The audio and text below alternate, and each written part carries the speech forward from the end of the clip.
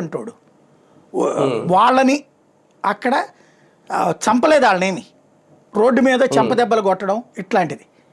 Road మీద అక్రమార్కులు అరాచకవాదులకి అయితే థ్రెట్టే. ఖచ్చితంగా చట్టపరమైన శిక్షలు అయితే ఉంటాయి గ్యారంటీకి. ఇప్పటికే వాడు ఎవడో ఆ జమాలుద్దీన్ జహరుద్దీన్ ఉంది, వాడు మొన్న అదే స్టిక్కర్లు అతికిచ్చినోడు ఉన్నాడు కదా, వాడు జంపు బంగ్లాదేశ్ పారిపోతుంటే పట్టుకున్నారు ఏదో చెప్తున్నారు. అట్లాగే రైల్వే స్థలాలు ఆక్రమించేసి బంగ్లాదేశీలు ఇల్లు కట్టారు, అవన్నీ ఇప్పుడు క్లియర్ చేశారు.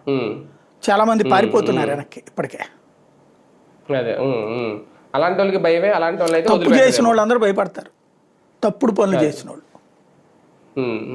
ఇప్పుడు ఏం జరుగుతుంది సార్ ఒకవేళ నిజంగా రాజీనామా చేయకపోతే మమతా బెనర్జీ గవర్నర్ తన పని తాను చేసుకెళ్ళిపోతారు? ఆవిడ పుస్తకం చదివినట్లేదు కాన్స్టిట్యూషన్. రాహుల్ గాంధీ దగ్గర పథకం పెట్టుకు తిరుగుతుంటాడు కదా, ఎర్ర పుస్తకం ఒకటి రాజ్యాంగం, అది కొద్దిగా ఒకసారి కాపీ తెప్పించుకుని చదివి, లేకపోతే ఆవిడ ఫోన్లో చూసుకుంటే అర్థమైపోద్ది. 5 ఏళ్లకని శాసనసభ ఉంటుంది కానీ శాశ్వత సభ కాదు శాసనసభ అనేది.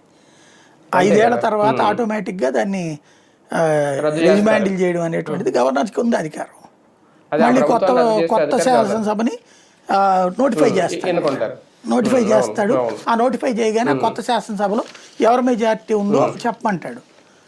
మమతా బెనర్జీ నాకు మెజార్టీ ఉందని చెప్పుద్దా, లేదు చెప్తే సరితే అమ్మ అంటాడు, తీసుకురా అంటాడు. ఎమ్మెల్యేలతో సంతకాలతో తీసుకెళ్ళి ఇవ్వాలి లిస్టు. ఆ లిస్టుని బట్టి ఇప్పుడు ఇదివరకు అయితే కనుక